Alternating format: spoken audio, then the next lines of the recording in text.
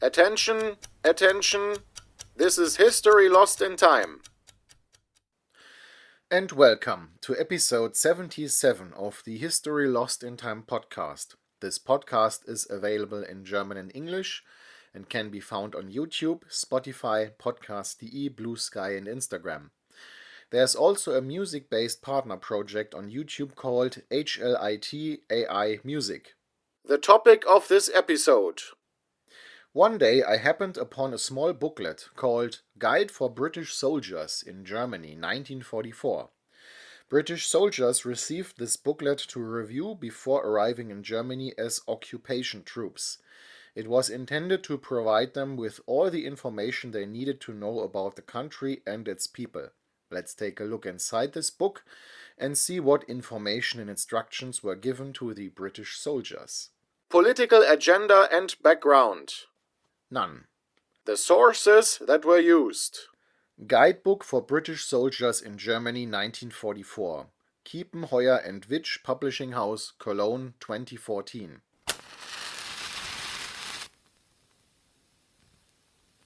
First, it's important to know that this book was written in 1944, meaning the war was still ongoing and the Allies did not yet have comprehensive knowledge of the internal situation in Germany. Besides practical information, such as translations of frequently needed words and phrases, as well as geographical information, the book primarily focuses on cultural and historical information, sociological information and guidelines for British soldiers' behavior towards the Germans. 3 main points can be identified here. 1. The British occupation was to be organized strictly but fairly and justly. There was to be no punishment or revenge. 2. Fraternization between Britons and Germans of any kind was forbidden. British soldiers were ordered to keep their distance.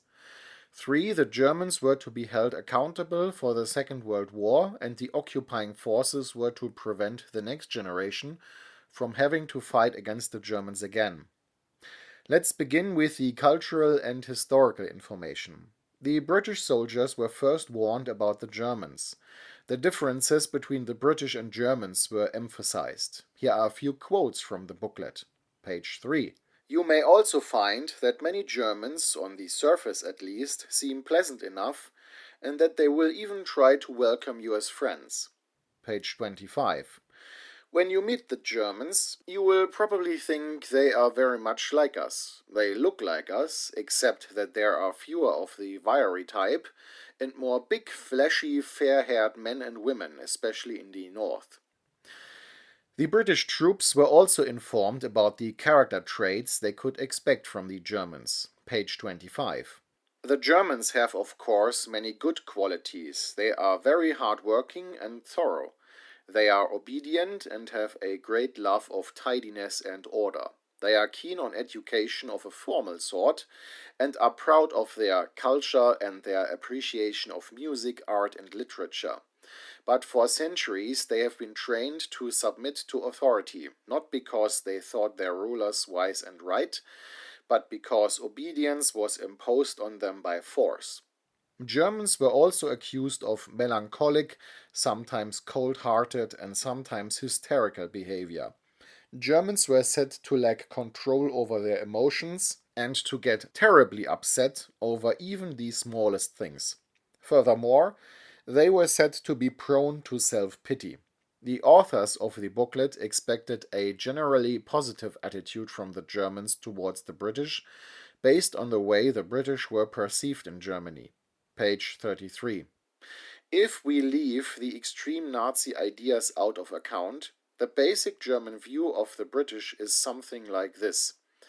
The British do not work so hard as the Germans or take their work so seriously. The British do not organize as well as the Germans, but on the whole the Germans admire the British. It is probable that of all the occupying troops of the United Nations, we and the Americans will be the least unwelcome. Page 33. Germans believe the British have other national virtues. They think that we are fair, decent and tolerant, and that we have political common sense. It was therefore expected that the Germans would, In some cases, even regard the British as liberators. However, the prevailing guideline was that such displays of friendliness should not be trusted, as many Germans were likely to simply shift their allegiances and side with the victors. Due to the widespread system of informers, lying and hypocrisy had been a necessity in the German Reich, and therefore similar behavior was to be expected even after the collapse of the Nazi regime. According to the book, most Germans also viewed the Americans favorably, while the Russians were viewed extremely negatively. It was therefore warned that the Germans would likely spread horrific reports about the Russians. These should generally be considered lies and propaganda. The British soldiers also received some information regarding Nazi rule and how it had affected the Germans. Page 3. For the last 100 years, long before Hitler, German writers of great authority have been steadily teaching the necessity for war and glorifying it for its own sake. The Germans have much to unlearn. Page 18. The Nazi Party's main concern is to keep the people's faith and enthusiasm for Hitler at boiling point and to turn on the heat for any who are still lukewarm. The function of the government is to carry out Hitler's decrees in practice and run the country on the lines he has laid down. Pages 26-27. Hitler was immensely popular with the majority of Germans. They regarded him as a restorer of German greatness. They welcomed the abolition of unemployment, although they knew that it arose from conscription and rearmament. After the fall of France, most Germans supported his military conquests with enthusiasm. It was only when they felt the cold wind of defeat that they discovered their consciences. Pages 20-21. Woven into Hitler's doctrine are many deep-seated German complexes, such as hatred of the Jews, a desire to domineer over others, and a readiness to believe that they themselves are being persecuted. The British soldiers were told that they were representatives of Great Britain and should behave accordingly. Their conduct would have a lasting impact on the image of the British in Germany, therefore they had to present themselves properly. Page 6. There will be no brutality about a British occupation, but neither will there be softness or sentimentality. Page 27. It is important that you should be smart and soldierly in appearance and behavior. The Germans think nothing of a slovenly soldier. So how should the British treat the Germans? First, distance was ordered. There should be no private contact whatsoever between Britons and Germans, and the Germans should be treated with suspicion, but nevertheless with fairness. The Germans were generally suspected of wanting to sow unrest and discord. Page 7. You may see many pitiful sights. Hard luck stories may somehow reach you. Some of them may be true, at least in part, but most will be hypocritical attempts to win sympathy. For taken as a whole, the German is brutal when he is winning, and is sorry for himself and whines for sympathy when he is beaten. So be on your guard against propaganda in the form of hard luck stories. Be fair and just, but don't be soft. Page 50. Don't believe German accounts of the war or the events that led up to it. The Germans got their ideas on these subjects from lying propaganda. Page 44. The Nazis have had great experience in organizing incidents to cause trouble or to influence public opinion. If the incident is small, keep your head and refuse to be impressed or put out of countenance. If it is big, the Allied authorities will deal with it. Steer clear of anything connected with German politics. Page 43. If you have to give orders to German civilians, give them in a firm, military manner. The German civilian is used to it and expects it. Page 50. Don't be sentimental. If things are tough for the Germans, they have only themselves to blame. They made things much worse for the innocent people of the countries they occupied.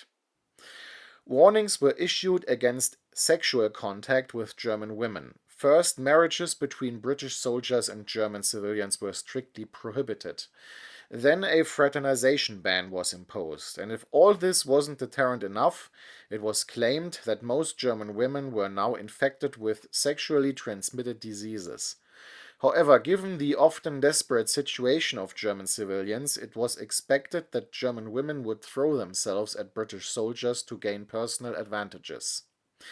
How does the booklet describe the Germany that the British would be occupying? There are a few noteworthy passages on this topic as well. Page 22.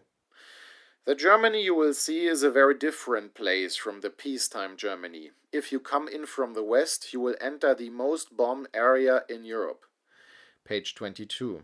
In all these places, communal life has been broken up. Mass evacuations have been carried out, not only of children, but of the grown-up population. Page 23. In western and central Germany, you will find a war area of bleak poverty and devastation. The Germans have been well and truly paid for what they did to Warsaw, Rotterdam, and Belgrade. The food situation was described as very bad, but it was said that the Germans were not starving, unlike the Poles or Greeks. Nevertheless, it was expected that there would be nothing to buy in Germany, and that public administration and supplies would have largely collapsed. The occupation force's goal was to rebuild these as quickly as possible. Warnings were issued against cheap German-made liquor, pages 38-39. There are many kinds of spirits called schnapps. The cheaper sorts are guaranteed to take the skin off one's throat. In conclusion, it was stated that the mission of the British troops was to prevent another war and to establish the foundations for peaceful coexistence, pages 4-5. The history of these last years must not be repeated. The purpose of the British Commonwealth and its allies, and of the forces which represent them, is not vengeance against the Germans. It is to make sure that they will never again have the chance to submerge Europe and the world in blood. Page 34. It is good for the Germans, however, to see that soldiers of the British democracy are self-controlled and self-respecting, that in dealing with a conquered nation they can be firm, fair, and decent. The Germans will have to become fair and decent themselves if we are to live with them in peace later on. However, it was emphasized that the Germans should be considered dangerous enemies until a final peace agreement was reached and the occupation ended. The absence of war should not be interpreted as peace, and without a fundamental change in German values and behavior, a repetition of history, that is, another war, was expected. A few finishing words. In reality, this distance and the ban on fraternization did not last long. The Americans were the first to relax their relations with the Germans, followed some time later by the British. One reason was Churchill's guiding principle, which he had defined in his book History of the Second World War as a code of conduct for the British Empire. Page Roman numeral 5.